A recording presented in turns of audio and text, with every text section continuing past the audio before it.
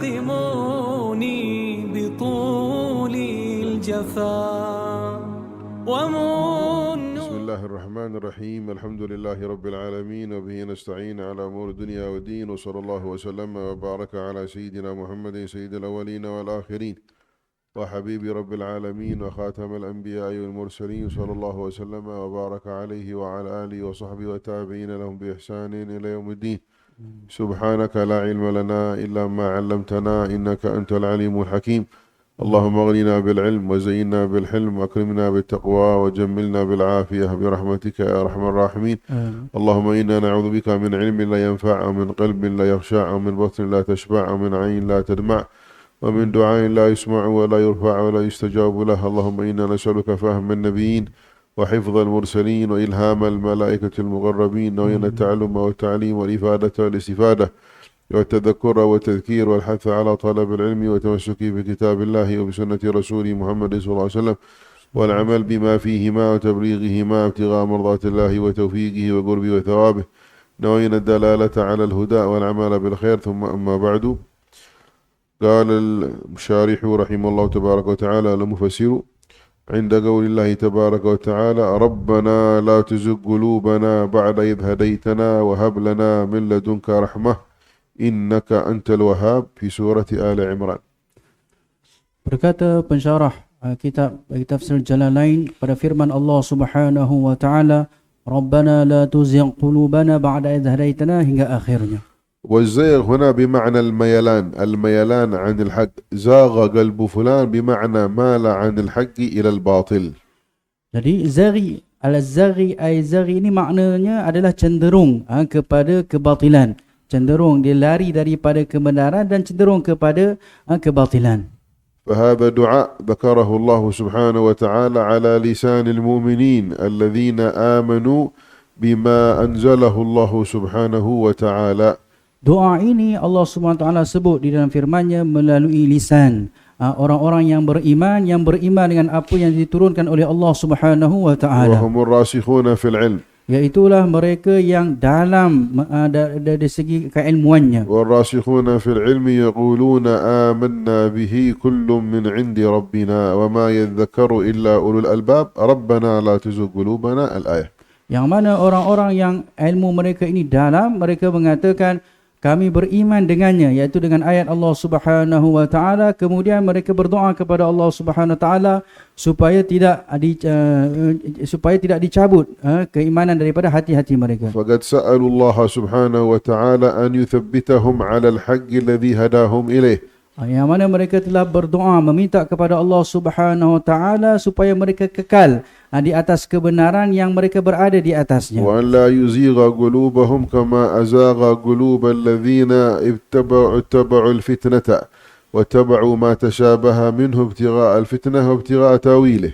Dan juga supaya hati mereka tidak cenderung kepada kebatilan sebagaimana yang terjadi kepada sebahagian mereka yang inginkan fitnah pada ayat-ayat Allah Subhanahu wa taala. بعد إذ هديتنا وهب لنا من لدنك أي من عندك رحمة أي تثبيتا وثباتا واستمرارا على الحق ودواما فيه.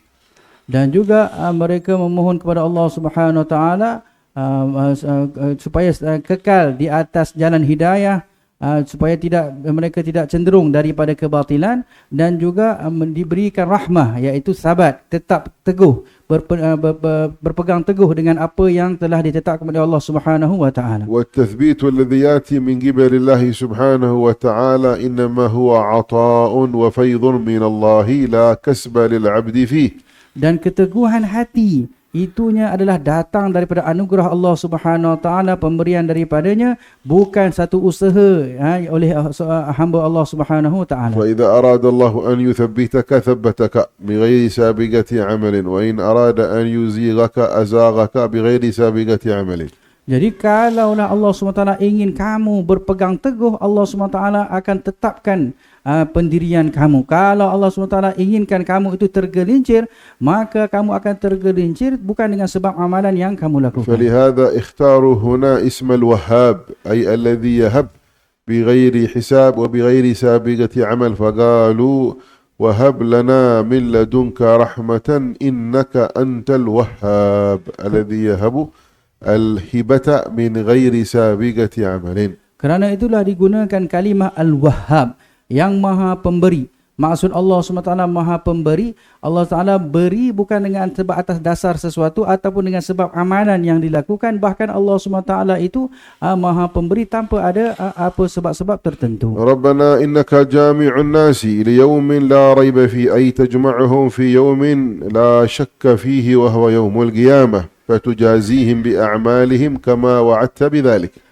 Rabbana, wahai Tuhan kami, sesungguhnya Engkau yang menghimpunkan orang ramai dengan pada hari yang tidak ada keraguan padanya, iaitulah hari qiyamah. نعم إن الله لا يخلف الميعاد بمعنى أنه إذا وعد الله سبحانه وتعالى وعدا فلا بد أن يكون كما وعد فلا يتخلف الوعد. Sesungguhnya Allah Subhanahu Wa Taala itu tidak memungkari janji. Kalau Allah Subhanahu Wa Taala telah tetapkan sesuatu perjanjian, nescaya tidak ada Allah SWT tidak akan memungkirinya sama sekali. نعم وقوله إن الله لا يخلف الميعاد هناك فرق بين الميعاد والإيعاد. الميعاد الوعد والإيعاد التوعد بالعذاب والعقاب. Jadi di sana ada perbezaan antara al-mi'ad dan juga al-i'ad. الإيعاد Al-i'ad. I'ad itu adalah janji Allah SWT untuk mengadab kepada hamba-hambanya. والله سبحانه وتعالى لا يتخلف وعده بالحسنات على الأعمال الطيبة وعلى العبادة الطيبة. Allah Subhanahu Wa Taala tidak menyalahi janjinya ke atas kebaikan-kebaikan yang dilakukan oleh hamba-hambanya, maka akan dibalas atas kebaikan yang mereka lakukan. نعم ولكن قد يتخلف وعيده فيعفو عمن أساء فلا يحاسبه أصلا. Akan tetapi dari segi azab, kemungkinan Allah Subhanahu Wa Taala tidak melaksanakannya seperti mana orang yang diazab oleh Allah Subhanahu Wa Taala sepatutnya diazab tetapi dimaafkan, diberikan keampunan oleh Allah Subhanahu Wa Taala. وهذا مذهب الأشاعرة أنه قد يعفو الله سبحانه وتعالى فلا يحاسب العبد أصلا على ما صدر منه. Ini adalah mazhabnya, pegangannya Al-Asy'ariyah, yang mana Allah Subhanahu Wa Taala terkadang mengampunkan dan memaafkan lalu tidak menghisab dan membalas kepada hamba-hambanya atas kelakuan kesalahan mereka. وذهب الماتريدية إلى أنه لا بد أن يعذب ولو واحدا من كل صنف. فإذا توعد مثلا الذين زنوا بالعقاب فلا بد أن يعذب ولو واحدا منهم، أو الذين سرقوا فلا بد أن يعذب ولو سارقا منهم، أو الذين شربوا الخمر فلا بد أن يعذب ولو شاربا منهم حتى يتحقق الوعيد، لأن الله سبحانه وتعالى لا يقول كلاما عبثا فلا بد أن يتحقق ولو في واحد كما قال الماتريدية. Manakala Al-Maturidiyah pula berpendapat Allah Subhanahu Wa Taala tetap mengadab hamba-hambanya atas kesalahan yang mereka lakukan. Contohnya kalau dia seorang yang berzina, tetap akan dibalas walaupun sekali dengan atas perlakuan zinanya, ataupun kalau dia mencuri tetap dibalas walaupun sekali dengan atas kecuriannya, kerana Allah Subhanahu Wa Taala itu sama sekali tidak memungkari janji dan tidak bermain-main dengan janjinya. وأما على مذهب بعض أهل المعرفة بالله سبحانه وتعالى فقال جميع العباد خصوصا المؤمنين جميع العباد يعودون إلى اسمه قبض التراب، قبضها عزرائيل، قبض التراب كلها ثم كون منها آدم، فجميع البشر هذه كل يعود إلى قبض التراب، وقبض التراب لا يبعد على الله سبحانه وتعالى أن يضعها كلها في الجنة الله يحاسبها إذا أراد الله سبحانه وتعالى بعض أهل المعرفة من أهل الرجاء قالوا إن جميع البشرية هذه كلها تعود إلى قبض التراب وهو الذي كون منها آدم، ثم جاء النسل هذه البشر كلهم، فأصل البشر كلهم يعودون إلى آدم، وآدم قبض التراب، وقبض التراب هذه يسيرة لو أراد الله أن يدخلها كلها إلى الجنة، يعني آدم وذريته. هذا إذا أراد الله سبحانه وتعالى إذا شاء وعفا. Manakala Ahlul Ma'rifah pula berpendapat semua keturunan anak-anak Adam ini adalah kembali kepada asal kejadian mereka, iaitulah senggenggam tanah yang diambil oleh malaikat ketika mana Allah Ta'ala ingin menciptakan Nabi Adam alaihi salam. Jadi kalau Allah SWT kehendaki, ini adalah sangat mudah di sisi Allah SWT untuk memasukkan semuanya ke dalam syurga. نعم. وهو الآن يتكلم هنا في سياق الإيمان، أي أهل الإيمان، وأما أهل الكفر فيعذبون ويحاسبون كما قال الله سبحانه وتعالى خالدين فيها أبدا أولئك هم شر البرية إن الذين كفروا من أهل الكتاب والمشركين في نار جهنم خالدين فيها أولئك هم شر البرية كما قال الله سبحانه وتعالى. Ini adalah menceritakan tentang ahlul iman. Manakala orang-orang kafir, mereka ini tetap kekal di dalam api neraka sebagaimana firman Allah SWT, sesungguhnya orang-orang kafir, orang-orang musyrik, mereka tetap berada, mereka ini berada di dalam neraka dan kekal di dalamnya. كلما نضجت جلودهم بدلناهم جلودا غيرها ليذوقوا العذاب كما قال الله تبارك وتعالى.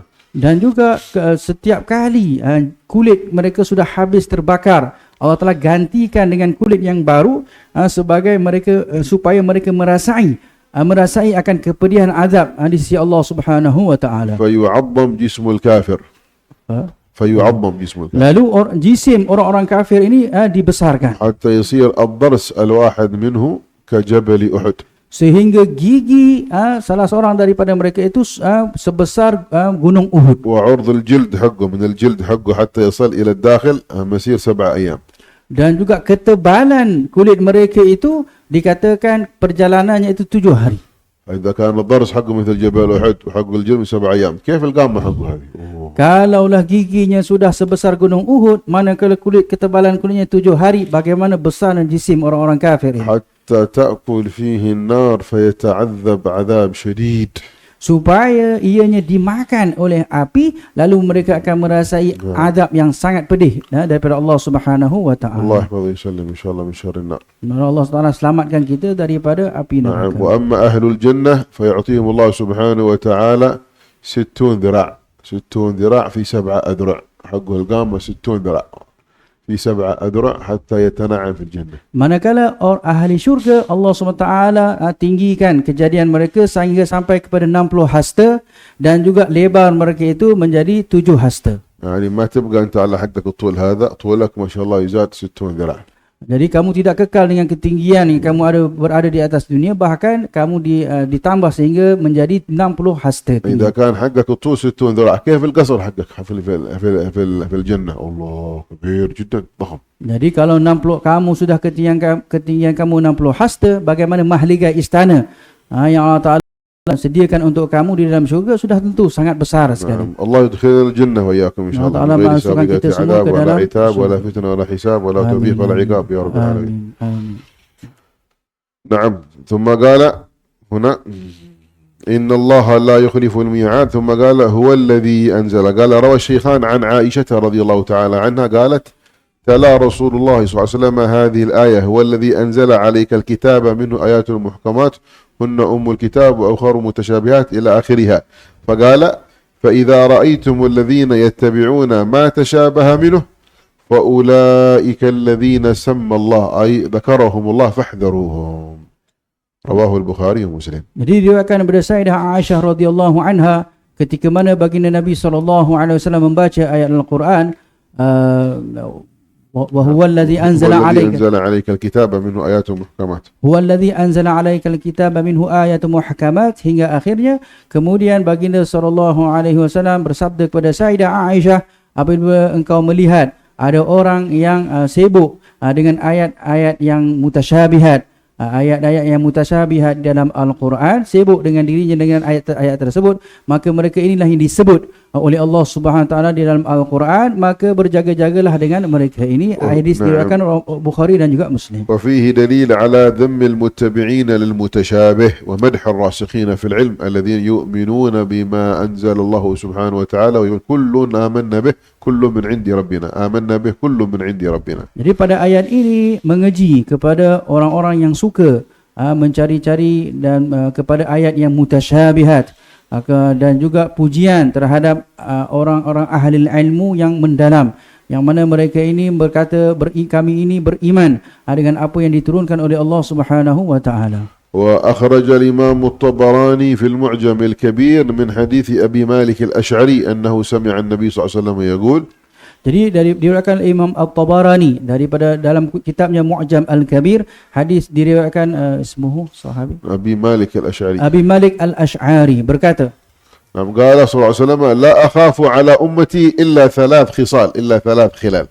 yang mana beliau mendengar Nabi SAW bersabda, aku tidak takut ke atas umatku melainkan kepada 3 perkara sahaja. نعم الأولى أن يكثر لهم المال فيتحاسدوا فيقتتلوا. Yang pertama, apabila banyak harta menjadi banyak kepada mereka, lalu mereka saling berhasad dengki, lalu mereka saling berbunuhan. نعم لأن الدنيا إذا كثرت جاء الحسد وحضر الشيطان. Kerana dunia apabila sudah banyak, maka datanglah sifat hasad dengki dan juga syaitan. والخصلة الثانية قال وأن يفتح لهم الكتاب فيأخذه المؤمن يبتغي تأويله وما يعلم تأويله إلا الله والراسخون في العلم يقولون آمنا به كل من عند ربنا وما يذكر إلا أولو الألباب. Dan juga dan dibuka bagi mereka kitab. Lalu orang-orang mukmin akan mengambil daripada dan ingin menakwilnya, akan tetapi tidak tahu akan takwilnya melainkan Allah Subhanahu wa taala dan juga orang-orang yang dalam mereka. والخصلة الثالثة أن يزداد علمهم فيضعوه ولا يسألوا عنه، بمعنى أنه يكون العلماء عندهم كثير ولكن ما حد يسألهم في الدين فيضيع علمهم وبسبب عدم السؤال. Yang ketiga, bertambahnya ilmu di sisi mereka, yakni ulama-ulama banyak di sisi mereka, lalu mereka mensia-siakan ulama-ulama tersebut dan mereka tidak bertanya kepada orang-orang alim yang ada di sisi mereka. نعم إن الذين كفروا ثم قال الله سبحانه وتعالى إن الذين كفروا لن تغني عنهم أموالهم ولا أولادهم من الله، أي لن تدفع عنهم العذاب تلك الأموال ولا أولئك الأولاد ولا ما أعطاهم الله من هذه النعم، لن تدفع عنهم عذاب الله سبحانه وتعالى إذا جاءهم. Allah berfirman dalam Al-Quran, sesungguhnya orang-orang kafir lan tughni anhum amwaluhum, harta-harta mereka dan anak-anak mereka tidak mampu mempertahankan mereka daripada azab yang diturunkan oleh Allah Subhanahu wa taala. نعم ولا أولادهم من الله شيئا وأولئك هم وقود النار ولا حتى أولادهم بل هم وقود النار. Bahkan anak-anak mereka tidak mampu menahan mereka daripada azab Allah Subhanahu wa taala, bahkan mereka akan menjadi batu bakaran, bahan bakaran daripada api neraka. واختلفوا هنا في الذين كفروا ما المراد بهم، هل المراد بهم جنس الكفار أو كفار مخصوصين؟ Jadi di sini ulama berselisih pendapat apakah makna orang-orang kafir di sini, adakah jenis kekufurannya ataupun orang kafir yang khusus. الآية في سياقها تتكلم على جميع الكفار، فالعبرة بعموم اللفظ لا بخصوص، وإن كانت تخاطب الذين كفروا في أيام النبي محمد، لكن العبرة بجميع الكفار. إن الذين كفروا لن تغني عنهم أموالهم ولا أولادهم من الله شيئا أولئك هم وقود النار في أي زمان وفي أي مكان وكفار أي نبي من الأنبياء. Jadi daripada ayat ini menunjukkan bahawa orang-orang kafir secara umumnya, bukannya khusus pada zaman Nabi SAW. نعم أولئك هم وقود النار أي توقد النار بهم، تشتعل بداية النار بهم. Jadi mereka ini akan menjadi bahan bakaran, yang bahan bakaran yang untuk memulakan api itu. Itulah yang mereka akan jadi perumpamannya di akhirat nanti. فلا تطفأ. Lalu dianya tidak akan terpadam. نار الله الموقدة التي تطلع على الأفئدة، معنى تحرق حتى تصل إلى الفؤاد. Yang mana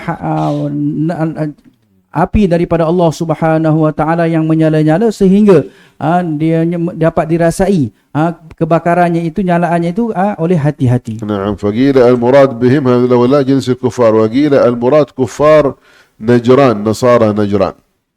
Jadi ada yang mengatakan ayat ini ditujukan kepada orang-orang kafir daripada orang Nasrani di Najran. وقيل كفار مكة، والحاصل المراد بهم جميع الكفار سواء كان الكفار نجران ولا كفار مكة ولا غيرها. Jadi ada yang في mengatakan أي زمان وفي أي مكان. orang kafir yang berada di Mekah, tetapi ada pendapat yang lebih tepat mengatakan orang-orang kafir secara umumnya pada mana-mana zaman dan juga pada mana-mana tempat, sama ada yang kafir Najran ataupun kafir yang berada di Mekah atau kafir seluruh dunia. ذكروا أن امرأة كان عندها ابن صالح Diceritakan bahawa ada seorang perempuan yang mempunyai seorang anak yang saleh. وكان ولدها لم يبلغ أوان البلوغ بل لا يزال صبي في الثامنة أو التاسعة. Anaknya masih kecil lagi, belum sampai umur baligh, lebih kurang 8 ke 9 tahun. فكانت تراه وتلحظه يقوم آخر الليل قبل الفجر. Lalu beliau melihat, orang ini melihat anaknya itu bangun di akhir malam qiyamul lail sebelum subuh. فإذا قامت لصلاة الفجر وجدته قائم يصلي في المحراب. Jadi apabila dia bangun untuk solat subuh, dia melihat anaknya sudah ada berqiyamul lail di mihrabnya. فتقول يا بني متى انتبهت متى استيقظت فيقول قبل كذا وكذا ساعة من الفجر. Lalu dia tanya anak dia, wahai anakku, bila engkau bangun? Lalu dia kata, aku bangun sekian-sekian waktu sebelum subuh. فتقول يا ولدي نم فليس هذا أوان قيامك لا زلت صغيرا. Lalu katanya kepada anaknya, wahai anakku, engkau masih kecil, tidurlah, sekarang bukan masa waktu kamu. فقال يا أمي إني رأيتك عندما تريدين أن تشعل النار في التنور. Lalu dia berkata, anaknya yang kecil itu berkata, wahai ibuku, aku melihat engkau ketika engkau ingin nyalakan api, nak nyalakan api di tanur, di tempat tanah tu. تبحثين عن أصغر عود. Engkau akan cari kayu ranting yang kecil sekali. فتشعلين فيه النار. Lalu kamu akan nyalakan api padanya. فإذا اشتعلت فيه النار وضعتيه في التنور فاشتعلت النار بعد ذلك في التنور. Kalau ranting kecil itu sudah menyala, kamu akan letakkan di pada kayu api yang lain, lalu menyalalah api yang berada di tempat pembakaran itu tadi. فالنار الكثيرة هذه إنما كان مصدرها وبداية ذلك العود الصغير. Jadi api yang banyak ini, yang marak ini, permulaannya, sumbernya itu adalah daripada kayu api yang kecil itu tadi. فأخاف أن يوجد الله سبحانه وتعالى بي ناره الكبرى والعظمى Lalu وإن كنت صغيرا. aku takut aku ni akan dijadikan bahan nyalaan api itu di hari kiamat nanti, walaupun aku ni masih kecil. فتذكرت الأم فعرفت أن الابن صالح. Lalu ibunya teringat akan akhirat dan tahulah bahawa anaknya itu adalah anak yang saleh. وأن الابن وليا من أولياء الله وهو في ذلك السن الصغير. Dan anaknya itu merupakan wali di kalangan wali-wali Allah SWT di umurnya yang masih muda. فقالت يا بني إن كنت تخاف مع صغرك فأولى بي أنا أن أخاف مع كبري. فصارت تقوم الليل معه. وصار الدار كله يقوم الليل. Katanya, wahai anakku, kalau engkau ni yang muda pun masih yang takut kepada Allah SWT, maka selayaknya akulah yang sudah dewasa ini lebih takut kepada Allah SWT. Lalu perempuan itu pun bangun berqiyamul lail bersama anak-anaknya. هذه المرأة لأنها صالحة كذلك.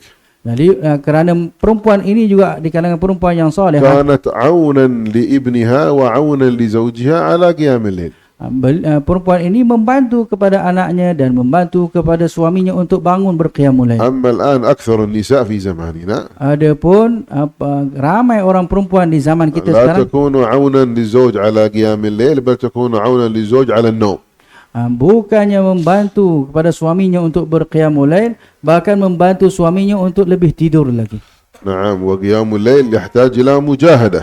Qiyamul lail perlu kepada mujahadah. نعم فإذا ثبت تقدم الإنسان في قيام الليل ولو قبل الفجر ب10 دقائق بربع ساعة بنصف ساعة ثم بساعة يتدرج قليلا فقليلا ثم يثبت على ذلك.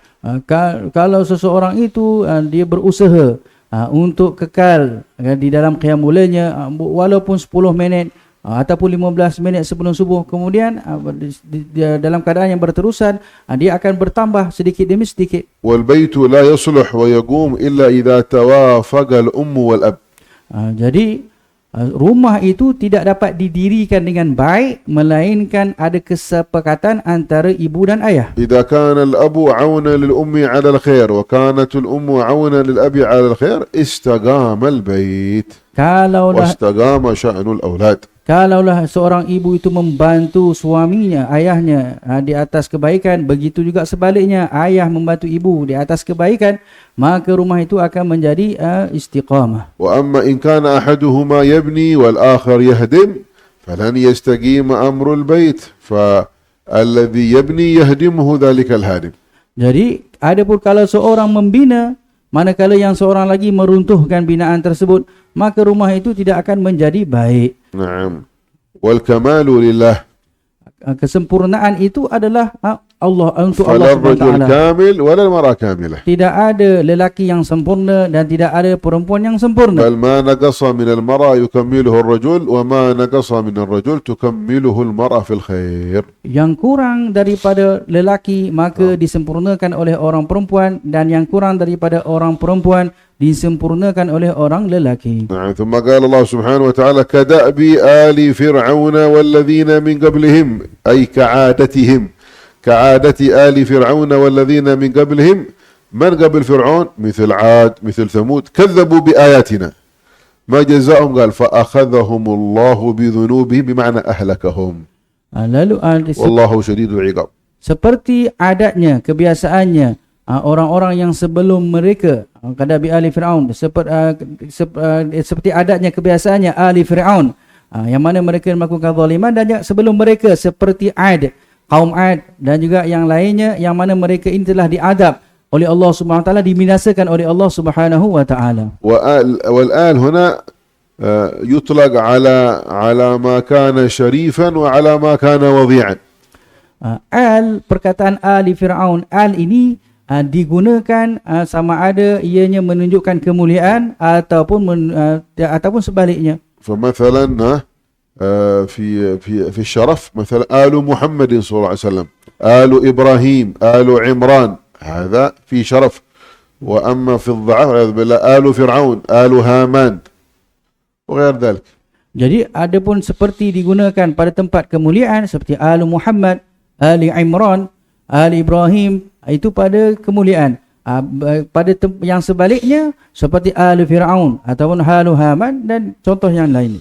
نعم. لأن بعض العلماء قال إنما يطلق الآل فيما عز وشرف، نقول له الآن آل فرعون هؤلاء كفرة فسقة فجرة. إلا نعم إذا كان بحسب ما ينظر إليهم في زمانهم، هم ينظرون إليهم في زمان أتباعهم بأنهم أهل شرف، ربما بهذا المنطلق من هذه الناحية. Jadi kerana ada sebahagian ulama berpendapat bahawa perkataan al itu hanya digunakan untuk keluarga yang mulia sahaja, akan tetapi di sini digunakan pada keluarga yang jahat seperti Ali Fir'aun, kerana mungkin pada zaman mereka orang-orang memandang seolah-olah keluarga mereka itu mempunyai martabat yang tinggi. ونزل لما أمر النبي صلى الله عليه وسلم اليهود بالإسلام بعد مرجعه من بدر، فقالوا له لا يغرنك أنك قتلت نفرا من قريش أغمارا، يعني صغار لا يعرفون القتال. فأنزل الله سبحانه وتعالى هذه الآية قل يا محمد للذين كفروا من اليهود ستغلبون، أي مرة أخرى، وتحشرون إلى جهنم وبئس المهاد. Jadi ada orang-orang Yahudi yang mengeji kepada baginda Nabi SAW setelah pulang daripada peperangan Badar, dan mengatakan janganlah kamu tertipu kerana kamu dapat membunuh orang-orang kafir Mekah, kerana mereka ini pada pandangan orang Yahudi mereka ini adalah orang-orang yang hina, rendah martabat mereka. Jadi janganlah kamu tertipu wahai Muhammad. Orang-orang Yahudi mengeji kepada baginda Nabi SAW. Lalu turunlah firman Allah Subhanahu Wa Taala, katakanlah wahai Rasul, wahai Muhammad, ini Nabi Muhammad, katakan kepada mereka bahawa kamu ini orang-orang Yahudi nanti kamu akan dikalahkan oleh Allah Subhanahu Wa Taala. واليهود الموجودين في حوالي المدينة 3 فرق. Dan orang-orang Yahudi yang berada di Madinah ada 3 kumpulan. يهود بني قينقاع، Yang pertama Bani Qainuqa, ويهود بني النظير، yang kedua Bani Nadhir, ويهود بني قريظة. yang ketiga Bani Quraidah. هؤلاء هم أصل اليهود الذين انتشروا بعد ذلك في العالم فسببوا لنا هذه المساوئ والكوارث. Mereka lah asal usulnya orang-orang Yahudi yang ada di atas muka bumi ini, daripada 3 kumpulan ini yang mana telah memporak-porandakan dunia di saat ini. فبعد أن انتصر النبي صلى الله عليه وسلم في غزوة بدر، Jadi setelah baginda Nabi SAW mendapat pertolongan daripada Allah Subhanahu Wa Taala dalam peperangan Badar, وعاد إلى المدينة، dan pulang ke Madinah, جمع يهود بني النظير وبني قريظة. berhimpunlah orang-orang Yahudi daripada Bani Nadir dan Bani Quraidah. بعد أن شهدوا نصره على كفار قريش في بدر أنه كان الآن صار قويا Jadi setelah في منع وعزة وقوة. setelah mereka menyaksikan akan kemenangan Rasulullah SAW pada peperangan Badar, yang mana Nabi SAW mendapat kemuliaan dan juga keagungan dan juga mendapat orang-orang yang membantu mempertahankan baginda Nabi SAW. فدعاهم إلى الإسلام Lalu menyeru mereka kepada Islam وذكرهم بالله وخوفهم. dan juga mengingatkan mereka tentang Islam dan menakut-nakutkan mereka tentang hari akhirat. ثم توعدهم وقال لهم إن لم تسلموا ستؤدون الجزية أو القتال. Nabi SAW memberitahu kepada mereka, kalau kamu tidak masuk Islam, maka kamu tunaikanlah jizyah yang dibayar pampasan kepada orang-orang Islam. فلما سمعوا هذا كأنهم كرهوه. Jadi setelah mereka mendengar arahan baginda SAW, mereka seolah-olah membencinya. فقالوا له يا محمد لا يغرنك أنك قتلت نفرا من قريش، أو لا أصحابك في بدر ذل نفر من قريش أغمار لا يعرفون القتال، أما نحن فنحن أسياد القتال، تريد أن تقاتل تعال نقاتلك. Lalu mereka mengatakan, يتحدون. wahai Muhammad, jangan engkau tertipu dengan engkau dapat membunuh beberapa orang daripada orang-orang Quraisy. Mereka ini langsung tidak tahu berperang, sedangkan kami ini orang yang sangat mahir dalam berperang. فأنزل الله سبحانه وتعالى Lalu turun firman Allah Subhanahu wa taala, قل أي يا محمد katakanlah wahai Muhammad للذين كفروا من اليهود kepada orang-orang kafir di kalangan orang Yahudi, ستغلبون تحاربون تقاتلوننا ستغلبون kamu akan berperang dengan kami dan kamu akan mendapat kekalahan. والغلب في الدنيا إما بالقتل وإما بالأسر وإما بضرب الجزية عليكم. Kekalahan, ثلاث أشياء، إما تقتلون أو تؤسرون أو تذلون فتوضع عليكم الجزية. kekalahan di atas dunia ini sama ada kamu dibunuh atau dijadikan tawanan perang ataupun kamu dihina dengan dipaksa untuk membayar pampasan. وتحشرون إلى جهنم وبئس المهاد أي فتدخلون جهنم وبئس المهاد أي الفراش، المهاد الفراش. Dan kamu akan dihimpunkan ke semua kamu ini ke dalam api neraka Jahannam, itulah seburuk-buruk tempat perbaringan. نعم وقد حصل هذا. Dan telah berlaku perkara ini. نعم فقد قتل منهم صلى الله عليه وسلم من فحولهم أي من فحول بني قريظة 600 حول الخندق 600 رجل. Nabi SAW telah membunuh mereka pada peperangan Khandaq. نعم عندما فتح خيبر. Di Khandaq ketika membuka Khaybar. Ketika membuka Khaybar, peperangan Khaybar itu, Nabi SAW telah membunuh di kalangan mereka 600 orang daripada Bani Quraidah. فكل من نبت فيه شعر كان رجل نبت فيه شعر فإن لم ينبت ها هنا فتحوا عانته فإن وجدوا الشعر قد نبت على العانة دليل على البلوغ ضربت عنقه. Jadi mana-mana lelaki di kalangan mereka yang dilihat sudah tumbuh bulu-buluan, kalau tak ada di muka mereka, mereka akan lihat di kemaluan mereka. Kalau sudah ada tumbuh bulu menandakan mereka ini sudah balik, mereka akan dipenggal, kepala mereka dibunuh. والسبب في قتالهم Sebab pembunuhan mereka, أنهم تعاونوا مع كفار قريش على محاربة النبي، خانوا النبي، خانوا العهد الذي بينه وبين النبي صلى الله عليه وسلم. kerana mereka telah membantu orang-orang kafir Quraisy untuk memerangi baginda Nabi SAW, dan mereka telah melanggar perjanjian mereka, mengkhianati perjanjian mereka antara mereka dan Nabi SAW. فإن النبي عاهدهم. Nabi SAW telah berjanji dengan mereka, إن جاءت قريش من ها هنا من أمام المدينة فيجب عليكم أن تحموا ظهورنا من خلفنا. jadi kalau datang orang-orang kafir Quraisy daripada hala depan kami ini, kamu wajib mempertahankan kami ketika di belakang kami. ولا تثيروا علينا أحدا.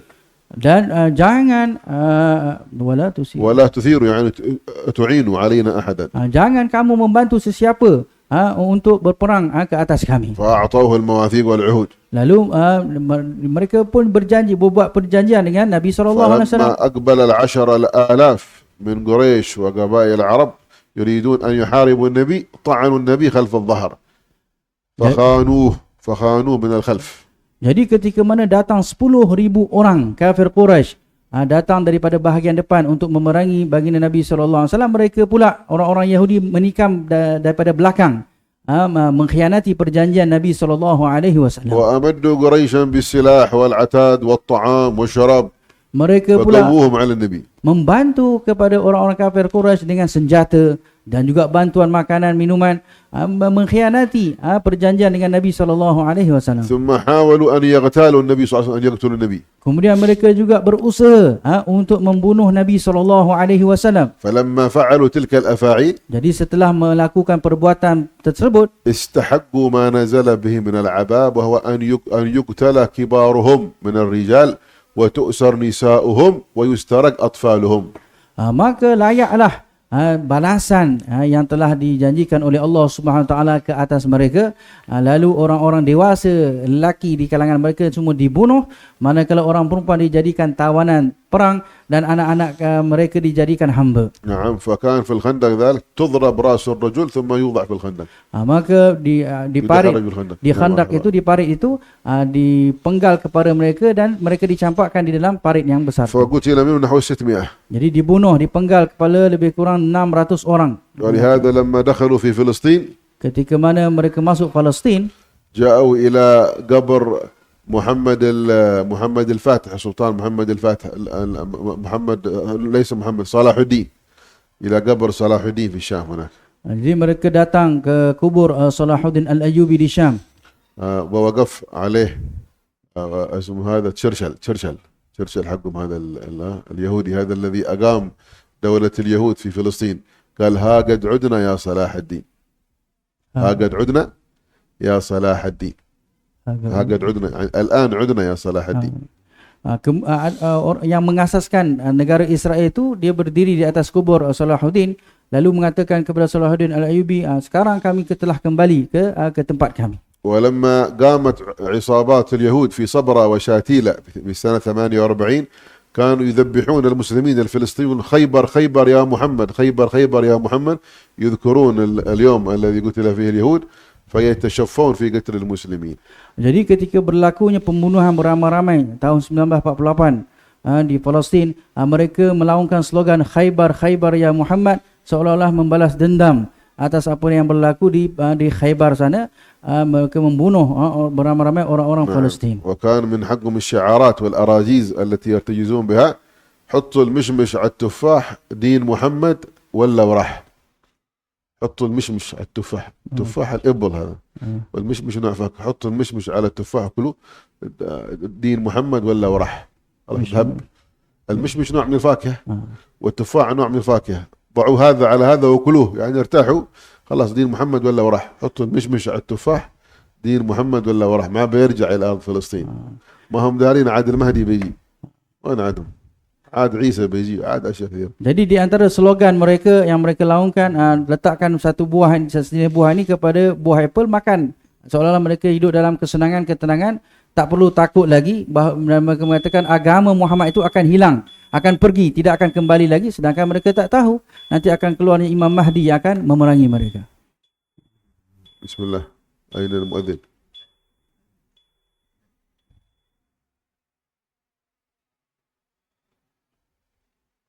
حداد بإذن ما شاء الله. تفضل يا حداد يقولوا.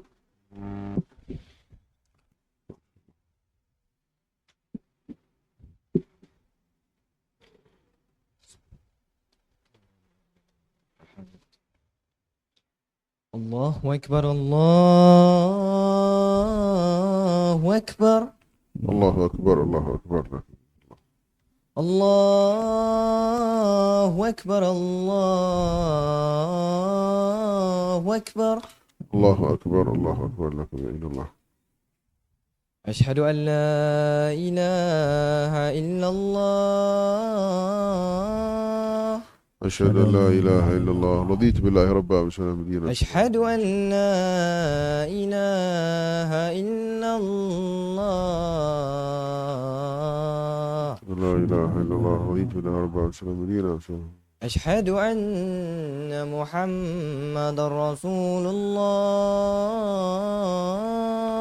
أشهد أن محمد رسول الله. أشهد أن محمد رسول الله أشهد أن محمدا رسول الله. حي على الصلاة حي على الصلاة. لا حول ولا قوة إلا بالله العلي العظيم. حي على الصلاة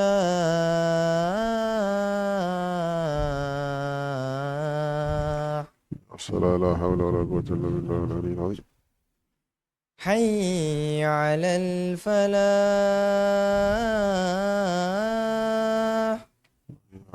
لا حول ولا قوة إلا بالله العلي العظيم. حي على الفلاح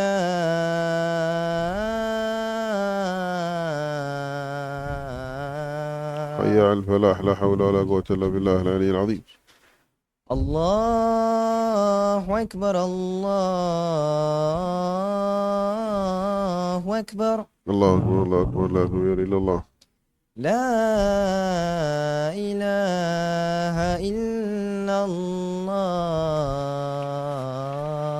يا الله لا إله إلا الله. اللهم صل وسلم على سيدنا وعلى آل سيدنا محمد. اللهم رب هذه الدعوة التامة والصلاة القائمة سيدنا محمد الوسيلة والفضيلة الشرف والدرجة العالية الرفيعة بعث مقام محمود الذي وعدته إنك لا تخلف الميعاد برحمتك يا أرحم الراحمين. رب اغفر لي يا رب اغفر لي يا رب اغفر لي يا رب وارحمهما كما ربياني صغيرا. جزاهم الله خيرا والمعلمين آمين. وصلى الله وسلم وبارك على سيدنا محمد. الحمد لله رب العالمين.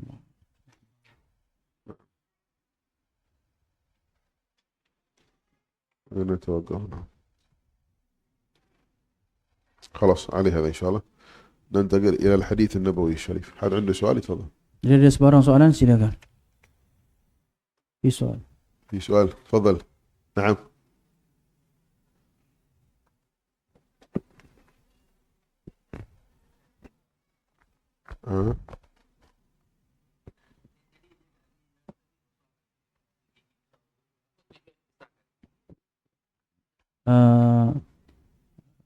ما المقصود تكبير جسم أجسام الكفر؟ نعم. ليذوقوا العذاب. لن يذوقوا العذاب إلا بتكبير أجسامهم. Jadi supaya mereka lebih merasai kepedihan azab.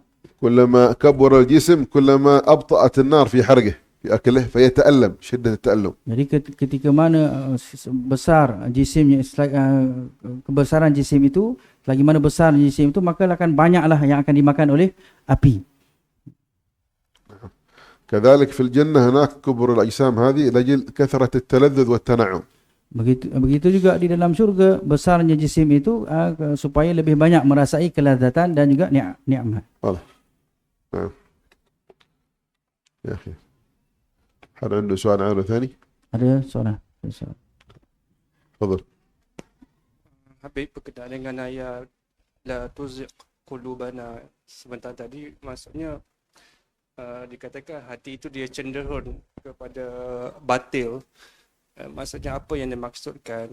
Kalau boleh dijelaskan hati yang qalbu yang cenderung kepada batil tersebut, adakah ianya hanya di peringkat hati dalaman tanpa terkeluar kepada amalan sahih terhadap sesuatu kebatilan, dan cenderung itu adakah dianya seperti mana zon ataupun waham, maksudnya dia tidaklah sepenuhnya, maksudnya dia ada kecenderungan yang sedikit sahaja.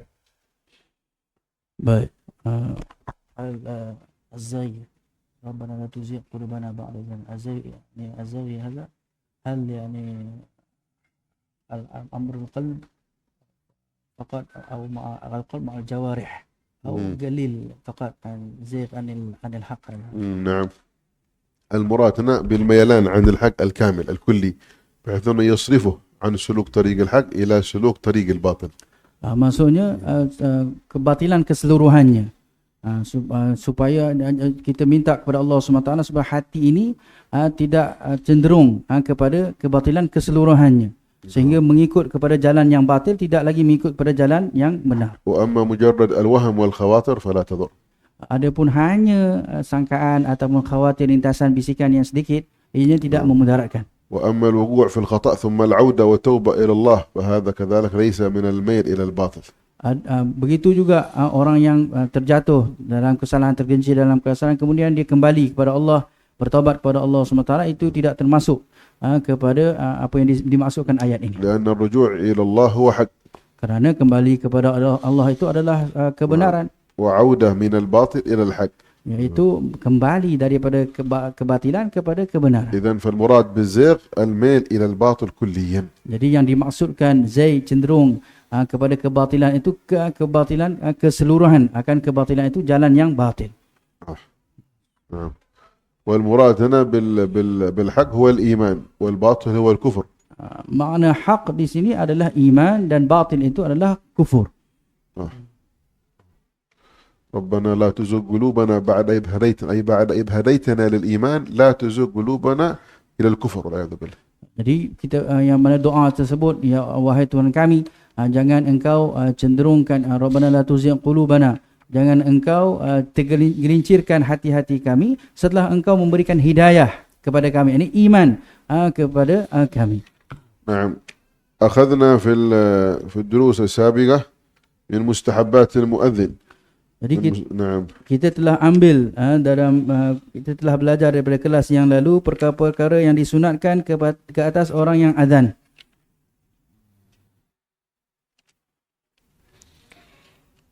احنا الآن أخذنا الأذان هذا في درسين، في درس السيرة، أخذنا كذلك في درس نعم يا خير.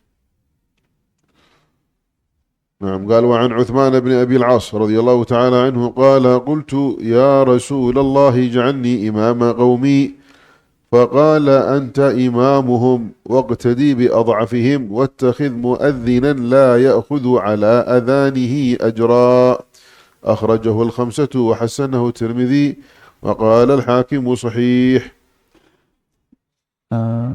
Daripada Utsman bin Abil As radhiyallahu anhu bahawa beliau berkata, aku berkata, wahai Rasulullah, jadikan aku imam untuk kaumku. Lalu kata Nabi SAW, sabda baginda SAW, engkau adalah imam mereka dan waqtadi bi ad'afihim. Maksud waqtadi bi ad'afihim, waqtadi bi ad'afihim يعني أنت إمامه ولكن سر بسير أضعفهم. لو واحد شيبي ما يستطيع الآن السجود إلا بصعوبة لا تكون يعني تسرع. Lalu baginda العاجز والضعيف. Baginda SAW bersabda, engkau imam mereka, akan tetapi ambil kiralah orang-orang yang lemah yang ada dengan kamu. Ini kalau orang tu tua, tak larat atau orang sakit. Jadi kamu berlembutlah dengan mereka, dan juga wattakhidh muazzinan, dan jadilah orang yang azan yang mana mereka ni tidak mengambil upah di atas azan mereka. نعم. مما يدل على أن ينبغي للإمام أن يراعي من خلفه من كبار السن فلا يعجل، أو المرضى فلا يعجل، بل يراعيهم على حسب حالهم. Jadi maksudnya kalau kamu jadi imam, kamu juga meraihkan orang-orang yang ada di belakang kamu, di kalangan makmum yang sudah tua ataupun orang sakit. Kamu tidak cepat-cepat di dalam solat kamu. بعض الإمام ما شاء الله تحصله يركع ويعتدل ويسجد، وعاد مسكين الشيبة عدل في الأيام على ما ركع وعلى ما اعتدل. هذا قد كمل السجود الثاني، قد أراد أن يقوم الركعة الثانية والشيبة عدل هوا ليش؟ للسجود الأول. هذا ما بيدرك الركعة الثانية يجي. Jadi ada orang imam, sebagai imam ni laju dalam sembahyang mereka, sehingga kan dia dah bangun daripada sujud yang kedua. Mungkin ada orang tua yang lambat baru nak rokok, jadi dia sudah tidak kira mendapat rakaat di sana. نعم. قالوا وفي هذا الحديث جواز سؤال الإمامة الدينية، سؤال الإمامة الدينية، يعني يجوز أن يسأل الإنسان الإمامة الدينية، يقول أنا أهل لها فأعطوني إياها. Lalu daripada hadis ini juga diambil faedah bahawa keharusan untuk seseorang minta untuk menjadi imam di dalam agama, di bahagian agamanya, kerana dia melihat kelayakan yang ada padanya. لكن لمن كان في أهلية. Jadi akan tetapi dengan syarat orang yang ada kelayakannya. هذا عثمان بن أبي العاص لما جاء وهو من قبيلة الثقيف فرأى في نفسه أهلية قال يا رسول الله اجعلني إمام قومي، أنا أريد أن أكون إمام قومي. فالتفت إلى النبي صلى الله عليه وسلم فعرف بأنه مؤهل، قال أنت إمامهم ولكن اقتدي بأضعفهم، سر بسير أضعفهم راعهم. Jadi Utsman bin Abil As ini orang yang datang kepada baginda Nabi SAW minta supaya, ya wahai Rasulullah, jadikan aku imam untuk kaum aku. Dia berkelayakan berbanding dengan kaumnya yang lain, dan Nabi SAW melihat dia seorang yang berkelayakan. Lalu baginda SAW bersabda, engkau imam mereka, akan tetapi ra'ilah orang-orang yang lemah yang ada di belakang نعم. kamu. فاستعمله النبي صلى الله عليه وسلم على الطائف Lalu Nabi SAW melantiknya di Taif. لأن قبيلة ثقيف في الطائف هناك. Kerana kabilahnya iaitu kabilah Thaqif berada di Taif. فكان يصلي بهم ويؤمهم وكانوا يرجعون إليه في بعض المسائل إذا استشكلوا. Jadi beliau mengimami mereka yang kaumnya yang ada di Taif dan beliau menjadi rujukan. Kalau mereka ada kemusykilan apa-apa, mereka akan bertanya kepadanya. وفي أيام الردة بعد وفاة النبي صلى الله عليه وسلم لما أرادت ثقيف أن ترتد وقف موقفا عظيما يشهد له ويذكر له.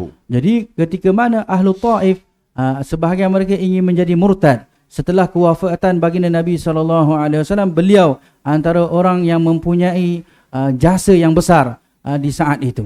فقال يا معشر ثقيف يا ثقيف كنتم آخر الناس إسلاما آخر من أسلم من قبائل العرب ثقيف فلا تكونوا أولهم ردة. Beliau أنتم berkata, آخر من أسلم وأول من سيرتد لا تكونوا أولهم ردة. beliau berkata kepada kaumnya, فامتنعوا عن الردة فثبتوا. wahai ahlu Thaqif, kamu ini orang yang terakhir yang masuk Islam, kaum yang terakhir yang masuk Islam. Janganlah kamu pula jadi orang kaum yang pertama yang menjadi murtad. Lalu ada sebahagian mereka tidak jadi untuk murtad. نعم. ثم قال واتخذ مؤذنا لا يأخذ على أذانه أجرا ما يأخذ على أذانه مرتب.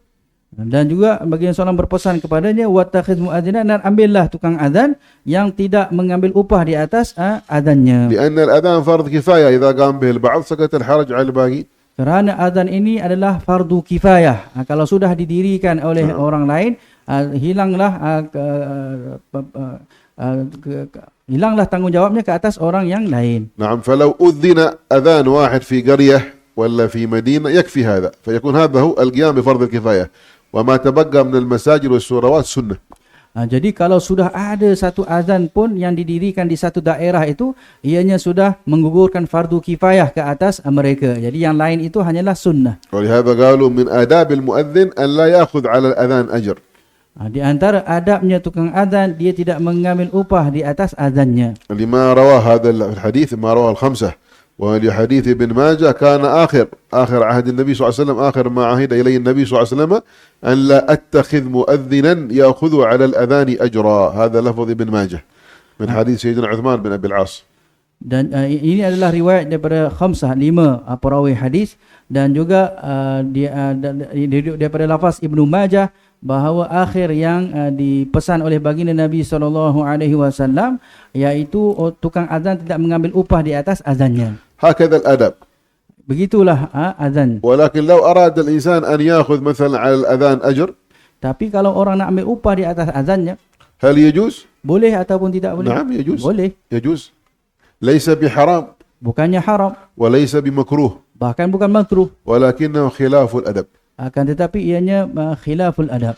فلهذا Oleh kerana من itu, كان إماما في مسجد siapa yang jadi imam di masjid, فاتفقوا معه maka sepakatlah dengannya أو في شورى اتفقوا معه atau di surau, أنه نعطيك مثلا مرتب في الشهر مثلا كذا وكذا. kami berikan contohnya gaji sebulan begitu dan begini. وأن عملك كذا وكذا وكذا وكذا والأذان قل لهم لا الأذان هذا أنا سأؤذن أنا سأؤذن ولكن لا تدخلون هذا الأذان من ضمن الوثيقة. أنا سأؤذن لكن حتى يكون أذاني خالص لوجه الله سبحانه وتعالى لأنه جاء في الحديث من أذن محتسبا لله لا يأخذ أجرا 7 سنوات حرم الله جسده على النار.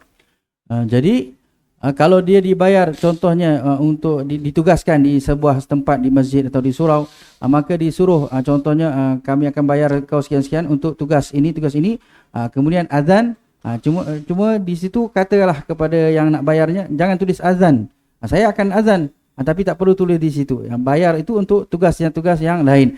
Kerana ada hadis daripada baginda Nabi SAW, siapa yang azan tidak mengambil upah selama 7 tahun, Allah SWT akan haramkan jasadnya daripada api neraka. هذا إذا كان المؤذن أمين. Ini kalau tukang azan ni amanah. أما لو رأت نظارة المسجد أن هذا لعاب ربما أحيانا يؤذن ربما ما يؤذن لابد يذكرونه لابد تؤذن فإذا لم تؤذن شوف نقسم عليك كذا كذا من حق قرأت حتى يلتزم بالأذان. Kalau dia tengok tukang azan ni orang yang tidak amanah, maka dia perlu sebut, kalau engkau azan baru kami bayar, kalau engkau tak azan kami tidak bayar.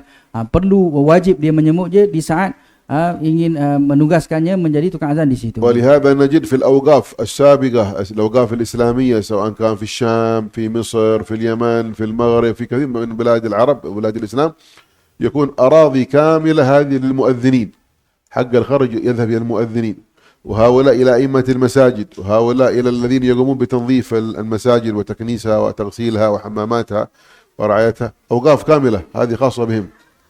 Jadi kita melihat pada zaman dahulu di wakaf-wakaf di Mesir ke, di Syria ke, di negara-negara Arab, di negara-negara Islam, mereka ada sediakan wakaf khas yang mana hasilnya itu diberikan kepada tukang azan ataupun imam atau noja ataupun siak yang membersihkan masjid. نحن عندنا في حضرموت حتى الذي يأتي قديما ما كان كهرباء، كان في فوانيس مثل هذا، فانوس يكون يعب به زيت، يحط له الفتيل هذه ثم يولع له. هذا يأتي واحد بالليل لقيام آخر الليل قبل أن يأتي الناس المصلين، يأتي إلى المسجد فيولع هذا. في وقف خاص لمن يسرج المسجد، إسراج المسجد. Bahkan pada zaman dahulu di tempat kami ada orang yang diberikan wakaf khas, yang mana yang mereka ini nyalakan api di masjid. Kalau dulu tidak ada lampu, ada pelita minyak tanah tu. Jadi sebelum orang datang masjid ada tukang yang akan nyalakan minyak tanah tersebut, api menyalakan masjid tersebut. Bahkan ada wakaf khas untuk orang seperti itu pada zaman dahulu. نعم. وعن أبي قتادة رضي الله تعالى عنه في الحديث الطويل في نومهم عن الصلاة في السفر ثم أذن بلال بالصلاة فصلى رسول الله صلى الله عليه وسلم فصنع كما كان يصنع كل يوم. رواه مسلم. وله عن جابر بن عبد الله رضي الله تعالى عنهما أن النبي صلى الله عليه وسلم أتى المزدلفة فصلى بها المغرب والعشاء بأذان واحد وإقامتين. وله عن ابن عمر رضي الله تعالى عنهما قال جمع رسول الله صلى الله عليه وسلم بين المغرب والعشاء بجمع صلى المغرب 3 والعشاء 2 بإقامة واحدة. معنى أنه لو أراد الإنسان أن يجمع يكفي أذان واحد ولكن ماذا بإقامتين، أذان واحد بإقامتين. Jadi kalau orang ingin sembahyang dua waktu, menjamakkan menghimpunkan dua waktu, cukuplah 1 kali azan akan tetapi 2 kali iqamah. نعم. وكذلك الصلاة الفائتة لو أراد أن يقضي صلاة فاتته هل يسن له الأذان؟ نعم يسن له الأذان. Begitu juga solat-solat yang dia terlepas, kalau dia nak qada, adakah disunatkan baginya azan? Ya, sunat baginya untuk azan juga. نعم. وهو ما صنعه بلال عندما ناموا فذهب وقت الصلاة فلما انتبهوا وقد طلع الفجر أمر النبي صلى الله عليه وسلم بلال أن يؤذن فصلى بهم صلاة الفجر قضاء. Jadi ketika mana baginda Nabi SAW terlepas solat subuh, lalu ketika terjaga, baginda SAW menyuruh Sayyidina Bilal untuk azan. Kemudian barulah mereka solat subuh. وهذا مذهب الجمهور. Ini mazhabnya jumhur. نعم. يؤيده لفظ البخاري قم يا بلال فأذن أو يا بلال قم فأذن. Ianya disokong oleh lafaz daripada riwayat Imam Bukhari, qum, bangunlah wahai Bilal, maka azanlah. نعم. وهذا مذهب الشافعية والحنفية والحنابلة. أما المالكية فقال لا، قال إذا كانت الصلاة قد فاتتك فقط يكفي لها الإقامة ولا تؤذن بل يكره لها الأذان. Ini adalah mazhab Syafi'i, mazhab Hanafi dan mazhab Hanbali. Adapun di sisi mazhab Maliki, mereka mengatakan kalau solat itu sudah terlepas tidak disunatkan lagi azan, bahkan makruh kalau azan. نعم. وقالوا ما الدليل عند المالكية؟ قال النبي صلى الله عليه وسلم فاتته صلاة العصر يوم حفر الخندق فلم يؤذن لها، صلى ولم يؤذن. Dalil mereka adalah ketika peperangan Khandaq, Nabi SAW sibuk nak korek parit di saat itu, lalu terlepas untuk solat asar. Lalu Nabi SAW tidak memerintahkan sahabat untuk azan. فقال لهم الجمهور طيب هذا الحديث الآن حق بلال لما قال قم يا بلال فأذن، قال ليس المراد بالأذان الأذان الشرعي بل الأذان اللغوي معنى الإعلام. يقول لهم صلاة صلاة صلاة صلاة، بس هذا المراد بالإعلام الأذان اللغوي. Lalu ditanya kepada mereka, habis itu macam mana hadis daripada Sayyidina Bilal yang Nabi SAW suruh kepada Bilal bangun untuk azan. Lalu kata mereka, azan yang dimaksudkan itu bukan azan syar'i, bahkan azan dari segi bahasa, iaitu panggil untuk solat. Yang ini solat untuk menghimpunkan para sahabat untuk solat. ويؤيدهم قول الله تبارك وتعالى وأذن في الناس بالحج. هل يؤذن أذان؟ لا، إنما قال يا أيها الناس إن الله كتب عليكم الحج فحجوا. فسر ذلك الصوت حتى أسمعه الله سبحانه وتعالى من أراد له الحج. Dalilnya adalah daripada firman Allah Subhanahu wa taala, wa'adzin finnas bil hajj, dan serulah pada manusia itu untuk melakukan haji. Jadi seruan ini bukanlah azan, bahkan menyeru untuk kepada orang ramai untuk menunaikan haji, lalu suara itu sampai kepada mereka yang telah ditakdirkan, ditulis oleh Allah Subhanahu wa taala yang akan menunaikan haji. نعم. ودل حديث جابر السابق أن من جمع صلاتين كما في السفر عند الجمهور وكذلك الحج بعرفة مزدلفة فقط عند الحنفي يؤذن أذان واحد، يكفي أذان واحد. Jadi ia juga ditunjukkan oleh hadis Jabir tadi menceritakan bahawa orang yang menghimpunkan dua solat cukuplah baginya hanya azan sekali sahaja. نعم. وأما الإقامة فلكل صلاة إقامة. Adapun iqamat, bagi setiap solat itu iqamah. نعم.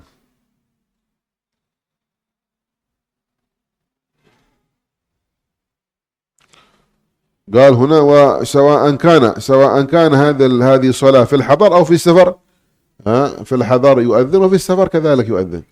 Jadi sama ada solat itu dilakukan di permukiman ataupun di ketika mana di saat dia bermusafir. لحديث مالك بن الحويرث رضي الله تعالى عنه قال لنا النبي صلى الله عليه وسلم إذا حضرت الصلاة فليؤذن لكم أحدكم. Kerana hadis أخرجه 7 yang diriwayatkan oleh Malik bin Huwairith radhiyallahu anhu bahawa Nabi SAW berkata kepada kami, apabila telah datangnya waktu solat maka azanlah kamu salah seorang daripada kamu, سواء كان في جمع ولا منفرد. sama ada dia berjemaah ataupun dia seorang diri. قال واحد ما حد عندي نؤذن لمن؟ Jadi contoh orang berkata, aku ni tidak ada siapa pun dengan aku, nak azan untuk siapa? كيف نؤذن لمن؟ Mana azan untuk siapa? عندك الملائكة والجن من المسلمين المؤمنين. Dengan kamu ada malaikat dan juga jin. تؤذن الله أكبر الله أكبر تصلي يصلون خلفك صفوف أنت ما تشوفهم. Jadi engkau azan, engkau sembahyang dan ada yang akan mengikut kamu yang engkau tak lihat. هذا قول الجمهور. Ini pendapat jumhur. أما المالكية Adapun di sisi Imam Malik, فقالوا نعم إذا كان المنفرد في السفر يسله الأذان. kalau dia Safar. bersendirian dalam permusafiran, sunat baginya untuk azan. أما إذا كان في الحضر وهو منفرد فلا يسن له الأذان بل يكره. Kalau dia seorang diri pada dia tidak bermusafir, maka tidak disunatkan baginya azan, bahkan makruh. طيب هذا بالنسبة للرجال. Ini pada orang lelaki. النساء Orang perempuan, هل يسن لهن الأذان؟ adakah sunat bagi mereka azan? إيش رأيكم؟ امرأة بتؤذن Perempuan nak azan, الله أكبر الله أكبر، امرأة بتؤذن قالت له بأذن وأني عندي نساء بس في الغرفة ما حد يسمع بأذن. contohnya dalam bilik itu tidak ada orang melainkan orang perempuan sahaja, dia nak azan contohnya. يجوز ولا ما يجوز؟ بوله يجوز مطلق هكذا؟ لا نعم مع النساء، لكن هم مع النساء، هل يجوز فقط مع النساء كمطلق؟ لا ارفع صوتك. صحيح. ايش؟ الإقامة نعم صحيح، لكن قال ايش؟ قال انه مكروه. شوف النساء يكره لهن الأذان، النساء يكره لهن الأذان. يجوز نعم كما قال لك يجوز الأذان لكن مع الكراهة. فلو أذنت المرأة ليس بحرام عليها، يجوز ولكنه مكروه. Jadi hukum ولو كانت عند النساء. hukum perempuan yang azan ketika bersama dengan perempuan yang lain, hukumnya tidaklah sampai kepada haram, akan tetapi makruh. نعم شوف هذا صوتها بالأذان، صوتها بالأذان بالذكر مكروه. الله أكبر الله أكبر أشهد أن لا، هذا بالأذان. كيف بالغناء بالدانسي؟ Ini suara azan, suara azan, laungan azan, hukumnya adalah makruh. Bahkan ketika dia bersama dengan perempuan-perempuan yang lain, bagaimana kalau dia menyanyi, menari? بالذكر الله كرهه. Dengan berzikir Allah Ta'ala letakkan hukumnya makruh. كيف بغير الذكر؟ Bagaimana pula dengan selain daripada بل zikir? كيف بغير الذكر من كلام المحبة واللقاء بين الرجل بين المرأة والرجل وفلان يحبني وأنا أحبه وتعال بلتقي أنا وإياك وتعال بأخرج وتعال بأطلع وتعال بنزل، هذا كلام كله فيه من الخناء والعياذ بالله والآثام الأشياء الكثيرة، فهذا حرام قطعا Jadi لأنه يثير الشهوات. bagaimana pula dengan perempuan yang bernyanyi dengan nyanyian-nyanyian yang menceritakan tentang rindu ataupun cinta seorang lelaki kepada seorang perempuan yang lain dan juga menaikkan syahwat, sudah tentu hukumnya adalah haram. ثم قال وأما الإقامة. Baik, kalau iqamah, الله أكبر الله أكبر قد قامت الصلاة قامت الصلاة لا إله إلا الله. شوف قال يسن لكن عند النساء فقط ليس عند الرجال، يسن عند النساء وسرا ما ترفع صوتها، لا لا لا الله أكبر الله أكبر أشهد أن لا إله إلا الله أشهد أن محمدا رسول الله حي على الصلاة حي على الفلاح قد قامت الصلاة قد قامت الصلاة الله أكبر الله أكبر لا إله إلا الله، بس ما ترفع صوت عند النساء. عند النساء baik. دحين يمسكن السماعات، ماسكة السماعة وأمام العالم كله أو لا، وتقول لك ما شاء الله مودرن. أي مودرن هذا تقليد الكفار. baik. لو أن مسلمة مؤمنة عرفت الحلال والحرام وحضرت مجالس الخير ما فعلت هذا، لكن الجهل. Baik, kalau iqamah disunatkan baginya untuk iqamah ketika dia bersama dengan orang perempuan sahaja, tapi dengan tetap dengan suara yang perlahan. Perlahan, tidak kuat, suaranya tidak dinyaringkan. Kalau begitu sudah hukumnya. Bagaimana pula ada orang perempuan yang tidak tahu hukum hakam, tidak menghadiri majlis ilmu, akhirnya beliau dengan senang-senang meninggikan suara ataupun menyanyi di mana-mana tempat sahaja. نعم هذا عند الشافعية والمالكية. Ini di sisi ulama Syafi'i dan Maliki. أنها سرا عند النساء سرا. Bahawa dia iqamah tapi dengan perlahan bersama dengan orang-orang perempuan yang lain. أما الحنفية والحنابلة فقالوا مكروه الإقامة أصلا، مكروه لا تقيم أصلا أبدا. Adapun di sisi ulama يصطفون بس خلاص الله أكبر وصلاة. ulama Hanafiyah dan juga ulama Hambali, mereka mengatakan makruh untuk iqamah hanya berbaris dan dirikan solat sahaja. لا إله إلا الله. شفتوا كيف أخبار المسلمين ذحين؟ Lihat bagaimana keadaan orang-orang Islam sekarang. كيف أخبار نساء المسلمين؟ Bagaimana keadaan orang-orang perempuan Islam sekarang. ربما لك أحد من الأقارب ولا من الأصحاب ولا من الأصدقاء، أحد من النساء تخرج هكذا وتعلم بصوتها، نبههم بلطف، نبههم بلطف أن هذا شبه ما يجوز، حرام. Jadi ada mungkin خصوصا إذا كان في إثارة شهوات وإثارة محارم، حرام. ada kenalan كيف لو ظهرت متزينة وهي بالميك اب هكذا والثوب حقها ما شاء الله تبارك الله والكاميرا تقرب خدها منا وتبويت وجهها منا واسمها منا، ايش هذا؟ ايش لا اله الا الله محمد رسول الله. اين الاسلام هذا؟ خلاص ذهب الايمان كله. Jadi mungkin ada kenalan antara kaum kerabat kamu yang mereka ini perempuan yang tidak menjaga batasan, akhirnya senang dengan sewenang-wenangnya, suara mereka itu lantang didengari dengan nyanyian ataupun sebagainya. Perlu kamu nasihat mereka dengan lemah lembut. نعم قال لو صلى فرد أو جماعة في مكان قد أذن فيه، نعم أو في حي كفى ذلك عن أذانهم لأنفسهم عند الجمهور. مثلا أذن صاحب المسجد بعد نصف ساعة ربع ساعة جاءوا جماعة أخرى دخل هذا المسجد، أذن ولا ما أذن؟ نعم أذن، خلاص يكفي هذا الأذان الأول. Baik. Kalau sudah azan di tempat itu contohnya, kemudian mereka selesai solat, kemudian ada satu jemaah lagi yang ingin solat di sini. Kemudian ditanya, sudah azan ke tadi? Jadi sudah azan, cukuplah azan itu tadi. هذا عند الجمهور. Ini di sisi jumhur. من الحنابلة والمالكية والحنفية. أما الشافعية قالوا لا ما يكفي، ما دام قد أذن له مدة ما يكفي. لو حضروا نعم حضروا نعم، أما لو جاءوا بعد أذان يسن لهم وقد انتهت الصلاة أرادوا إقامة صلاة ثانية فليؤذن أحدهم أذان خفيف ليس بصوت رافع حتى ما يثير فتنة، يؤذن أذان خفيف ويكون صوت الأذان أعلى قليلا من صوت الإقامة، صوت الإقامة أخفض. Baik, ini di sisi jumhur. Adapun selain dari ini adalah selain daripada ulama Syafi'iyah. Adapun di sisi ulama Syafi'iyah, kalau jemaah tadi yang datang selepas beberapa tempoh itu tadi, sunat juga bagi mereka untuk azan, tetapi bukan dengan azan yang kuat seperti yang pertama tadi, hanya kuat sedikit daripada iqamah sahaja, supaya tidak menimbulkan fitnah. نعم إن شاء الله خلاص كملنا هنا إن شاء الله. يأتي عندنا بعدين في الدرس القادم لو تعددت الأذانات، واحد هنا يسمع السورة وديس أمان، شوي يسمع مسجد الهداية، شوي يسمع مسجد دي سأمان 2 دوا ولا الله أكبر الله أكبر، يقول حي على الصلاة حي على الصلاة، يقول قد قامت الصلاة وقد قامت الصلاة، وهنا حديث وحديث واحد، الآن يجيب من يجيب هذا ولا هذا ولا هذا. سيأتي عندنا إن شاء الله. Kemudian Kita kelas ada kelas yang akan datang kita akan bincangkan tentang kalau azan itu berbilang-bilang. Contohnya Desa Aman pun azan satu, kemudian yang dua pun azan, Masjid Al-Hidayah azan.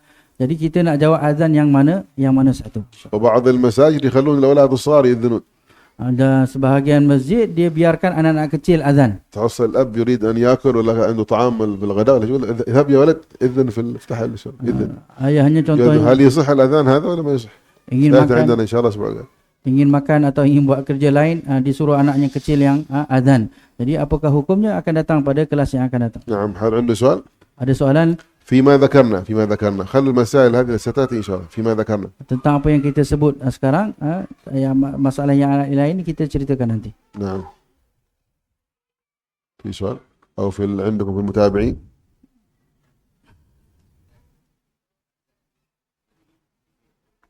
Hal yusannu jawab azan fi TV atau fi idza'ah. نعم إذا سمع الأذان لأنه تردد الصوت ما دام نداء. نعم يسن نداء. نعم. Baik, sunat juga لكن menjawab. إذا كان في الوقت أما إذا كان في خارج الوقت مثل الجوال يخبط ولا كذا لا. إذا كان في الوقت نعم يسن. Sunat juga untuk menjawab kalaulah azan itu pada waktunya. Walaupun daripada TV ataupun radio, pada waktunya itu sunat untuk menjawab azan tersebut. Bukan kalau daripada handset, bukan tiba-tiba ya azan nak jawab azan, tidak. بعض من لم خلي النغمة حقه أذان كل ما حال اتصال الله أكبر بظل يجي من ولا إذا كان في الوقت نعم بس. Contohnya ada orang dia buat nada dering dia azan. Setiap kali orang nak call azan. Takkan dia nak jawab azan jenuh. Jadi azan itu pada waktunya sahaja. نعم. Soal. Bagaimanakah dengan wanita yang mengajar agama secara live? Kif nisa yudaris fi bas mubashir. Ma hukumnya? نعم البث المباشر يدرس نساء تمام. Nisa نعم tudaris. لا بأس ما في مشكلة لكن ما يطلع على أحد ثاني يكون درس بس مباشر يعني في مجموعة من النساء الذي يحضر عنده مثلا الرابط هذا ما يدخل عليه إلا نساء بس لا إشكال في هذا لا إشكال. عندنا نساء تدرس مفتوح. تدرس مفتوح في البث من أراد أن يشاهد حتى من الرجال. أيوه. هذا حكمه مثل حكم الآن العموم هذا الآن إذا كانت متغطية ماشية حق الشعر ينظر إليها ولا من عورتها الثانية تنظر إليها وصوتها لم تكن فيه تكسر ولا تأنث ولا تخنث ولا غير ذلك وتلقي فوائد فلا بأس في هذا لا إشكال في هذا إن شاء الله. Baik. وهي ماشي عندها ميك اب ولا شيء ولا زينة ولا كذا لا بأس ولا لابس الثوب يلفت النظر لا بأس في هذا. Jadi kalau perempuan itu ingin mengajar secara live, jadi dia perlu menjaga adab dan batasannya. Kalau dia mengajar itu tidak boleh menggunakan suara yang lemah gemalai ataupun memakai makeup ataupun memakai perhiasan ataupun bajunya itu menarik perhatian audiensnya, itu tidak dibenarkan. نعم. والوجه هناك كشف الوجه لا بأس فيه لأنه عندكم هنا لا بأس نقول جرت العادة بهذا ويكون الكفين إلى هنا ما يظهر شيء في غير هذا. هذا المكان مغلق ولا في ميك اب ولا في شيء ما في مشكلة. أما لو كان فيه ثوب يلفت النظر أو في ميك اب يلفت النظر وغير ذلك فلا. Jadi كل ما أثار الفتنة فهو حرام يحرم. Jadi membuka muka itu tidak menjadi masalah kerana adat di tempat kamu. Akan tetapi perlu dijaga dari segi makeup, tak boleh nak pakai makeup dan juga pakaian mestilah menutup aurat, tidak menampakkan lebih daripada pergelangan tangannya dan juga tidak menarik perhatian dan tidak menaikkan syahwat. Setiap perkara yang menaikkan syahwat hukumnya adalah haram. بقول واحد طيب ما الفرق الآن بين الأذان وبين الدروس؟ لماذا قلتم في الدروس يجوز وهنا قلت الآن مكروه؟ Baik, jadi mungkin orang bertanya, apakah perbezaan antara pengajian dan juga azan? Tadi pada azan hukumnya makruh, sekarang pada pengajian boleh pula, hukumnya harus. مفهوم إشكال. Faham tak kemuskilan? نحن متبعين لا مبتدعين. النبي صلى الله عليه وسلم قال هنا مكروه قلنا مكروه، قال هنا يجوز مع الكراهة قلنا هنا يجوز مع الكراهة، وقال هنا يجوز من غير كراهة قلنا يجوز بدون كراهة. Kerana kita ikut apa yang telah dilandaskan oleh baginda Nabi SAW. Di sini baginda SAW kata makruh, kita katakan makruh. Di sini Nabi SAW kata boleh, maka kita katakan dibolehkan. ولهذا يقول صلى الله عليه وسلم خذوه، يقول للصحابة خذوه نصف هذا العلم عن هذه الحميرة، عن السيدة عائشة، يعني يسألوها. فكان الصحابة يأتون فيسألونها، Jadi ولكن وإذا سألتموهن متاعا فاسألوهن من وراء حجاب. kerana itulah baginda SAW لا bersabda إشكال في هذا. kepada para sahabat, ambillah separuh ilmu daripada Humairah, yang dimaksud adalah Sayyidah Aisyah radhiyallahu anha. Jadi itu kamu bertanya, nak tanya apa-apa soalan, tanyalah kepada Sayyidah Aisyah. Akan tetapi tetap mereka menjaga perbatasannya, mereka nak menanya kepada Sayyidah Aisyah, ada hijab di antara mereka dan juga Sayyidah Aisyah. أحاديث أكل النبي في بيته، طعام النبي في بيته، مناب النبي في بيته، غسل النبي في الحمام، قضاء الحاجة في الحمام، كيف نقلها الصحابة؟ إلا عبر الزوجات. ما في حد بيدخل مع النبي داخل الحمام إلا الزوجة، فهي التي أخذت هذا ثم نقلته للأمة. فالصحابة أخذوا عن أزواج النبي صلى الله عليه وسلم كثير من العلوم ثم أبلغوها للأمة، وهكذا. Jadi hadis Nabi SAW berkaitan Nabi SAW di rumah baginda Nabi SAW tentang bagaimana makan minum baginda SAW, bagaimana qada hajat, bagaimana urusan-urusan yang berada di rumah, semuanya diambil daripada isteri-isteri baginda Nabi SAW. Jadi begitu juga di bilik air, tidak ada yang bersama dengan baginda SAW melainkan isteri baginda Nabi SAW. واضح. Jelas. نعم.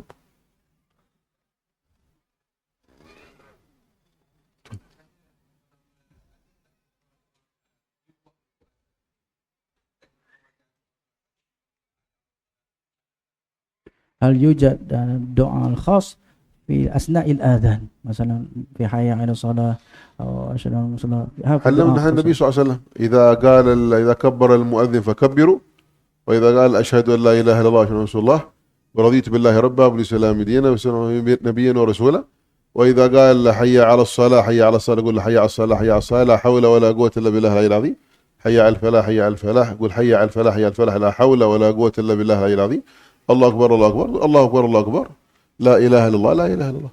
ما في دعاء آخر. ما في دعاء. وعند إقامة الصلاة قد قامت الصلاة قد قامت الصلاة وصدقت وبررت وبالحق نطقت. Jadi tidak ada doa-doa khusus yang lain yang ketika yang dibaca pada azan melainkan apa yang telah diwariskan daripada baginda Nabi SAW. نعم واضح. ما في دعاء خاص. نعم. بعض الناس هو بنفسه بيسوي دعاء، هذا أمر آخر، لكنه خلاف السنة. خلاف السنة هذه النبي صلى الله عليه وسلم. Jadi ada orang mungkin dia nak baca doa masa azan, ianya adalah khilaf sunnah, menyalahi pada sunnah. أما وضع الإبهامين هذه نقول أشهد أن محمد رسول الله سيدي وحبيبي وقرة عيني محمد رسول الله صلى الله عليه وسلم، فهذا الحديث فيها ضعيف. Adapun حديثه ضعيف. Meletakkan mencium kedua ibu jari ini, kemudian baca doa yang dibaca oleh Habib tadi, hadis ini adalah hadis yang dhaif. نعم. وهو موقوف على سيدنا أبي بكر الصديق. Hadis mauquf pada Sayyidina Abu Bakar As-Siddiq, أبو بكر الصديق يروي عن سيدنا الخضر. yang meriwayatkan daripada Sayyidina Al-Khadir. نعم. ولا أبو بكر مشرع ولا الخضر مشرع. Bukanlah Khadir itu yang mensyariatkan dan Abu Bakar juga bukanlah yang mensyariatkan. وذكره صاحب مسند الفردوس بسند ضعيف، ومع هذا السند ضعيف. Dan dalam Musnad al-Firdaus meriwayatkannya dengan sanad yang dhaif. نعم. ذكر الإمام الشرجي الزبيدي هذا سيدي أحمد بن عبد اللطيف الشرجي الزبيدي في كتاب طبقات الخواص من أهل الصدق والإخلاص. طبقات الخواص من أهل الصدق والإخلاص. ذكر سندا يرويه سيدي علي بن محمد بن جديد بعلوي، هذا سيدي علي بن محمد بن جديد بن محمد بن أحمد بن جديد بن عبيد الله بن المهاجر إلى أحمد بن عيسى إلى آخر النسب بعلوي، بنسبه عن شيوخه فلان حدثنا فلان حدثنا فلان حدثنا فلان حدثنا فلان إلى النبي صلى الله عليه وسلم.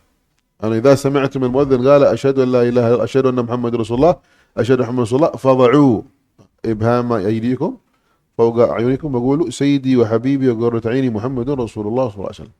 فإن ذلك يذهب الرمد. يذهب الرمد. Kemudian ada satu riwayat. فإن أردت أن تأخذ بهذا فلا حرج. وإن قلت مثلا ضعيف ولا هذا ما يعمل به ولا كذا، هذا راجع لك، لكن السند مذكور. السند مذكور وفيه ما شاء الله رجال من رجال العلم والفقه والمعرفة بالله سبحانه وتعالى وأهل الحديث، لأن هذا سيدي علي بن محمد بن جرير كان حافظ اليمن، كان حافظ اليمن بلا منازع، يعني هو نفسه كان إمام حافظ من حفاظ الحديث. ولهذا يقول الإمام السكسكي الجندي في كتابه السلوك في طبقات العلماء والملوك، وقال وكان علي بن محمد بن جرير هذا حافظ اليمني بلا منازع في الحديث. علماء الحديث كانوا أهل عصره يرجعون إليه. Ismu Ali علي بن محمد بن جرير بعلوي. Ali bin Muhammad Jadid Ba'alawi. Jadi ada riwayat yang beliau ini sebut sanadnya sehinggalah نحن قلنا هو في الأصل ينتمي إلى سيدي عبيد الله علوي إلا عمه، ولكن لأنه اشتهروا البعلوي أكثر فنسبنا إلى البعلوي، وإلا هو علي بن محمد علي بن محمد بن أحمد بن علي بن محمد بن أحمد بن جديد بن عبيد الله، فما يمر على علوي، ولكن بنو عمومتهم من أبي علوي اشتهروا أكثر، فلما تقول بن جديد ما بيعرف، لكن نقول من البعلوي خلاص معروف هذا أهل حضرموت. Jadi beliau susur jarulnya itu sampai kepada Ubaidillah. Adapun Alawi itu, Bani Alawi yang ditekan dengan kabilah Ba'alawi itu adalah pakciknya. Jadi sebab kita lebih dikenali susur galur Ba'alawi, jadi kita sebutkan Ba'alawi itu. Akan tetapi sebenarnya nasab itu adalah pada Ubaidillah. Beliau menyebutkan jalur hadis ini daripada beliau sehinggalah kepada Sayyidina Muhajir, sehinggalah kepada Nabi SAW. Jadi sesiapa nak mengamalkan hadis ini tidak menjadi masalah baginya kerana ada susur jalur sanadnya. نعم وكان ترجمة أنه حافظ الحديث في اليمن. Beliau juga dikenali sebagai hafiz, seorang hafiz, yakni orang yang sampai martabat hafiz hadis, peringkat hadis di Yaman, dan tidak ada yang meragui akan kepakarannya di dalam bidang ilmu hadis. نعم خلاص. في سؤال عاد؟ تفضل.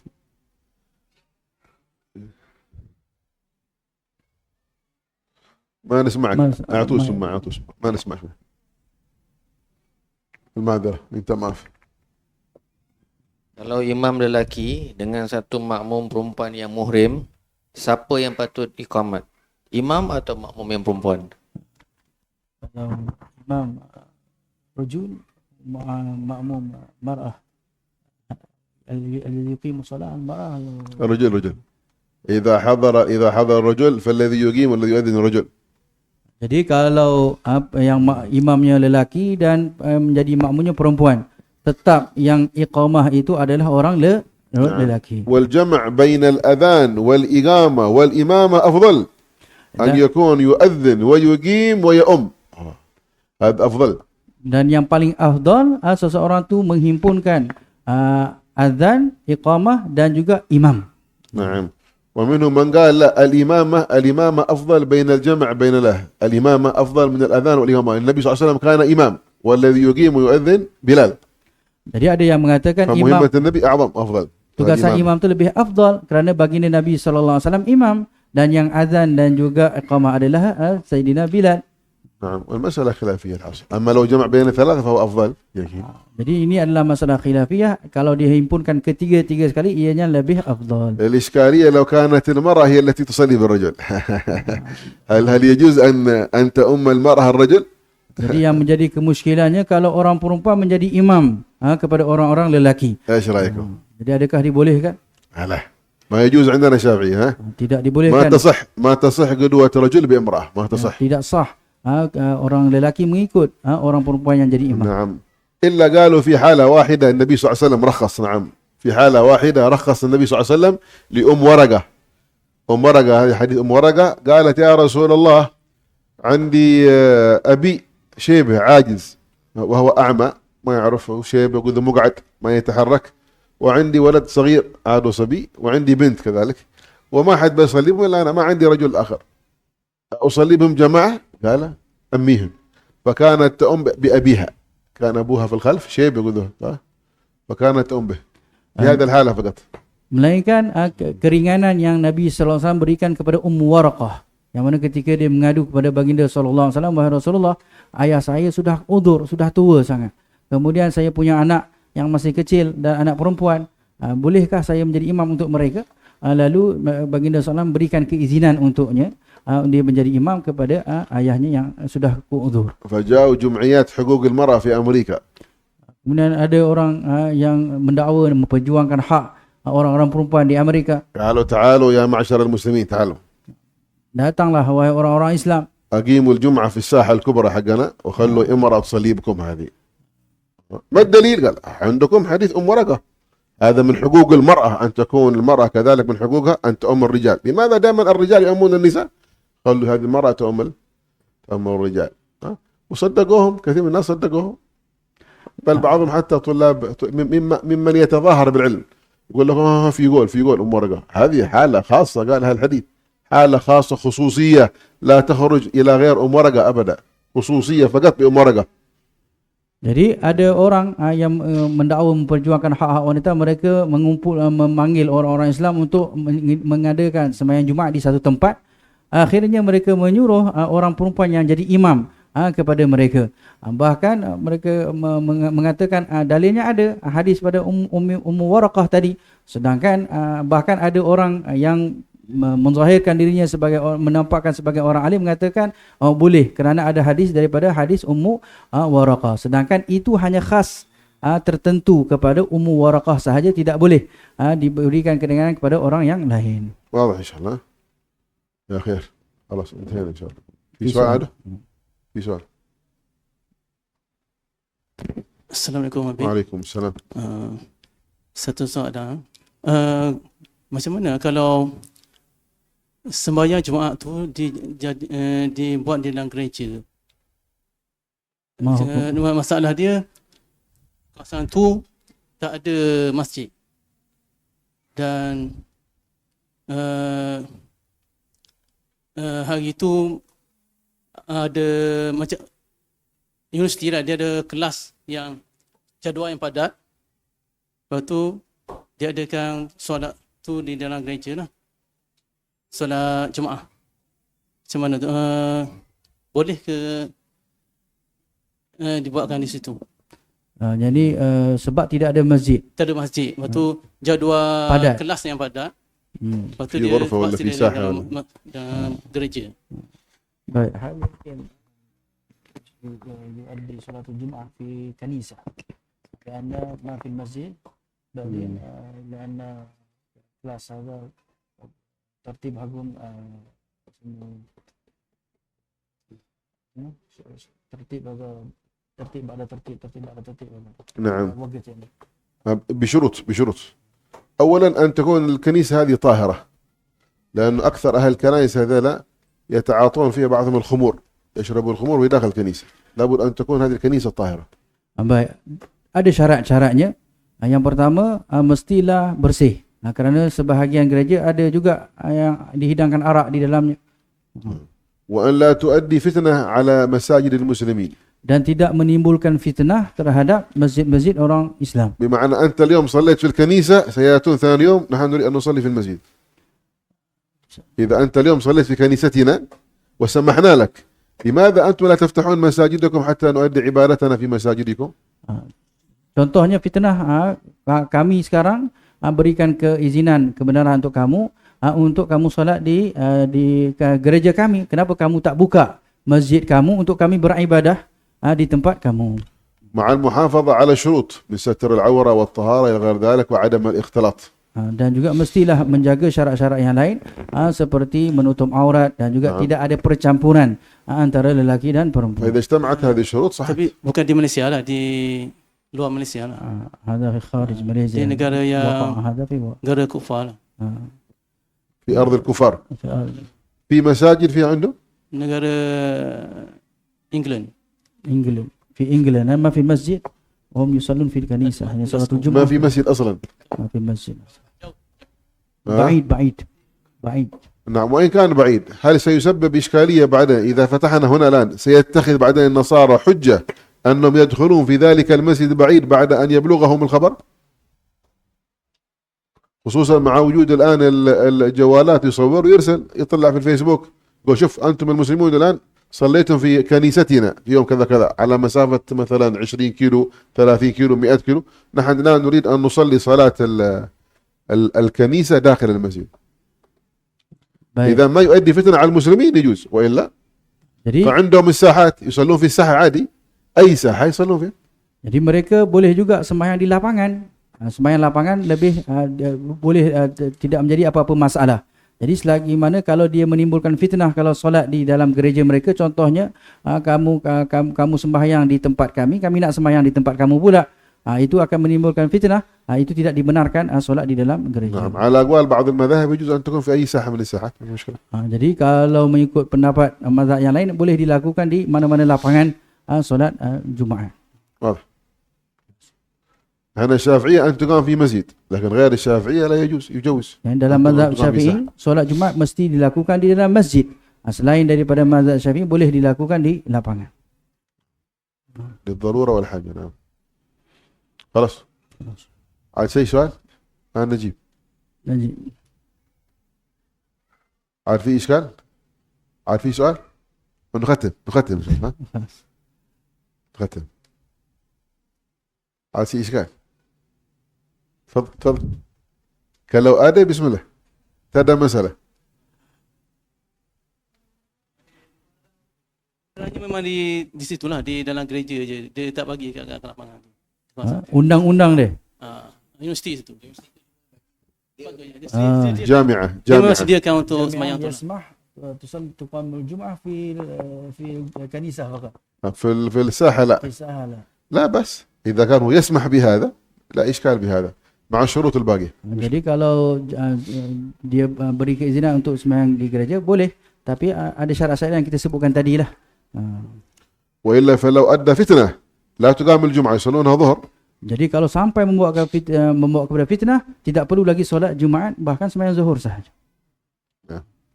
حياكم الله. آمين. رتب الفاتحة. فاتحة حبيبي. فاتح. آمين. أطوسوا معه. آمين. بسم الله الرحمن الرحيم. صراط الذين أنعمت عليهم غير المغضوب عليهم ولا الضالين. آمين. دعاء عليك حبيبي.